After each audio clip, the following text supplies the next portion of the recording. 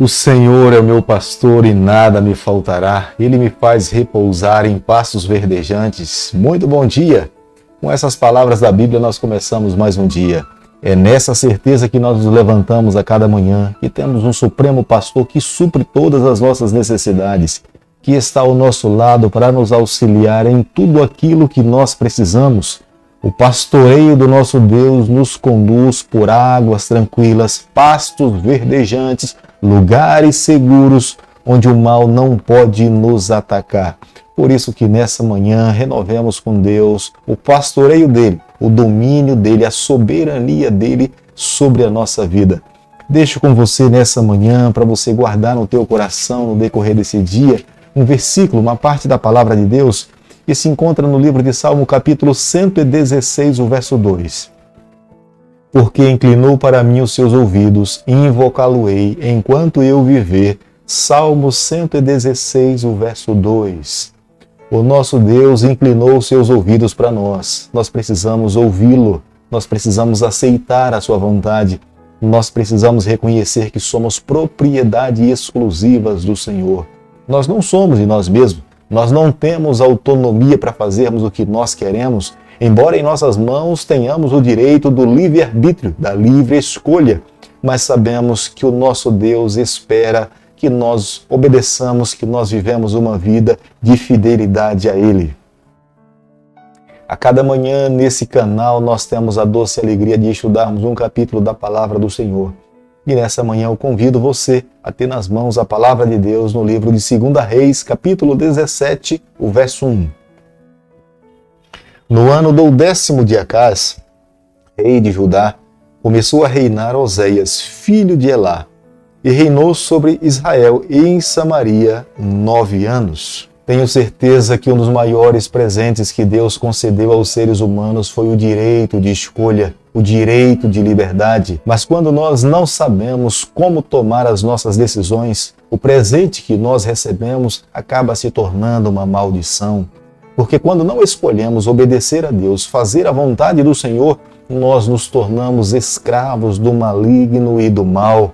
E quando nós olhamos para a palavra de Deus repetidamente, os reis que se assentaram no trono de Israel, reis que governavam sobre o povo do Senhor, os seus corações estavam cativos para o mal. Eram propensos para se envolver com práticas pecaminosas, se esqueciam facilmente da aliança do Senhor. E não apenas eles se envolviam com o pecado, mas induziam a nação e o povo de Deus às mesmas práticas pecaminosas. Como nós podemos ver no versículo 2, reiteradamente nós nos deparamos com textos como esse falando: e ele desagradou ao Senhor, e ele se envolveu no pecado, ele não fez o que Deus gostaria que ele pudesse fazer, mas nos deparamos com um pai de amor que incessantemente sempre está em busca dos seus filhos para lhe dar mais uma oportunidade de arrependimento e de salvação. Segundo Reis, capítulo 17, o verso 3, a Bíblia diz o seguinte: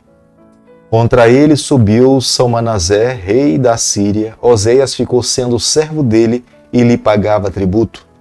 É o preço pelo fato de não obedecermos a Deus.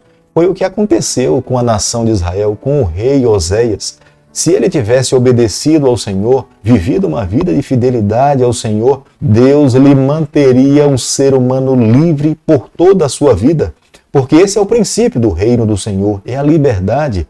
Deus nos dá o direito de escolhermos para que nós possamos livremente amá-lo, servi-lo, obedecê-lo. E dessa forma, gradativamente, as bênçãos de Deus irão cair sobre a nossa vida de uma forma sem medida. Mas quando nós não reconhecemos o presente dado por Deus para que nós possamos nos voltar para Ele, Satanás, o nosso adversário, nos escraviza.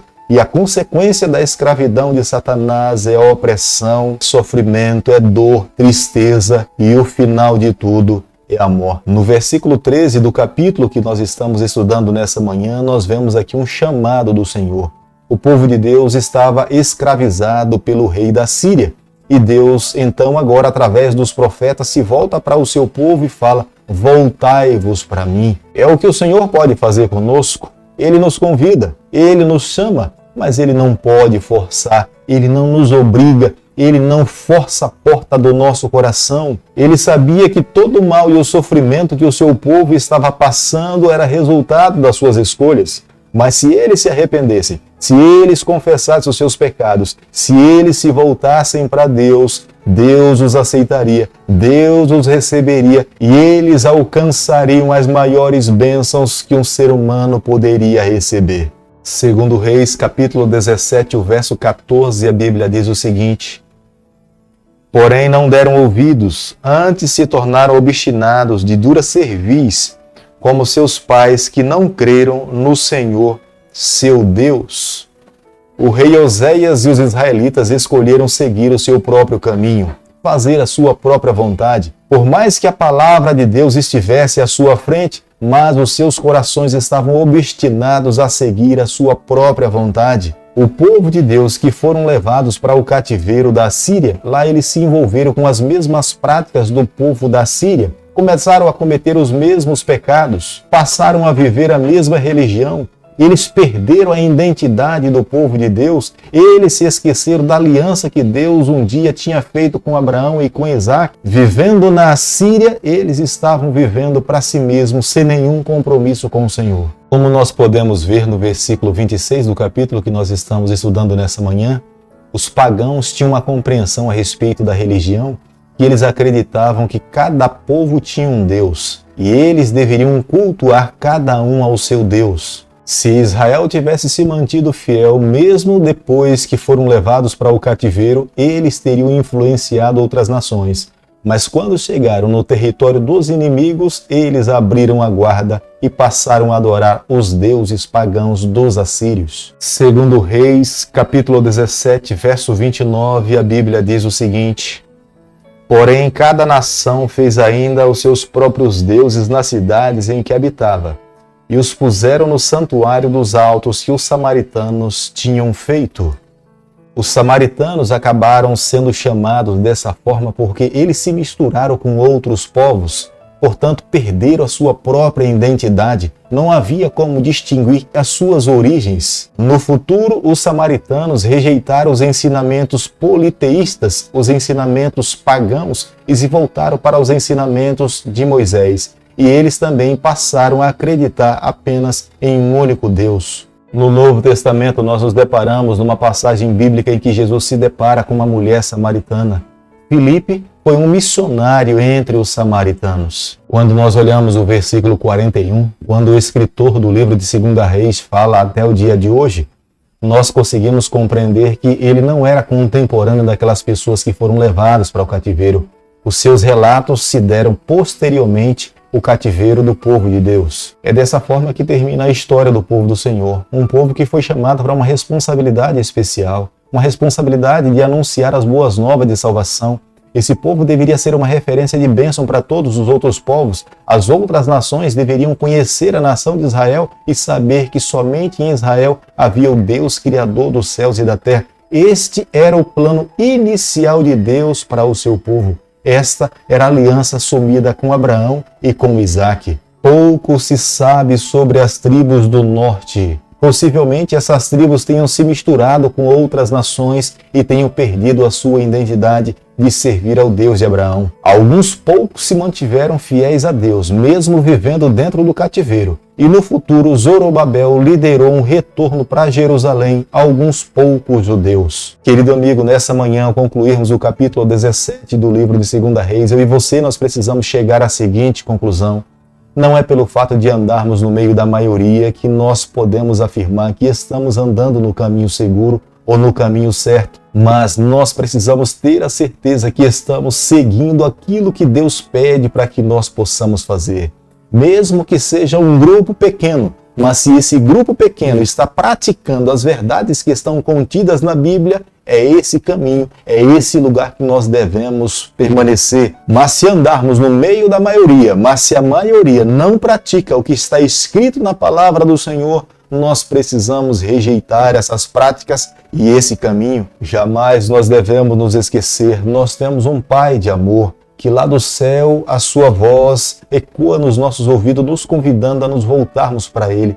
Independente aonde nós possamos nos encontrar na nossa trajetória, mas o desejo de Deus é, como um pai, é que todos os filhos possam estar próximo a Ele, para que, através do seu contato, nós possamos receber a salvação. Diante dos deuses que têm influenciado esse mundo, mundanismo, consumismo, fanatismo, hinduísmo e tantos outros, nós precisamos nos manter seguros nos braços do nosso Deus. Somente Ele nos traz a vida eterna, somente Ele nos traz a libertação. Todos esses outros deuses nos matam, nos escravizam, nos fazem sofrer, nos fazem chorar. E o final, de fato, é a morte. Por isso que Deus nos faz um convite para que nós possamos andar na sua companhia, para que nele nós encontremos vida plena.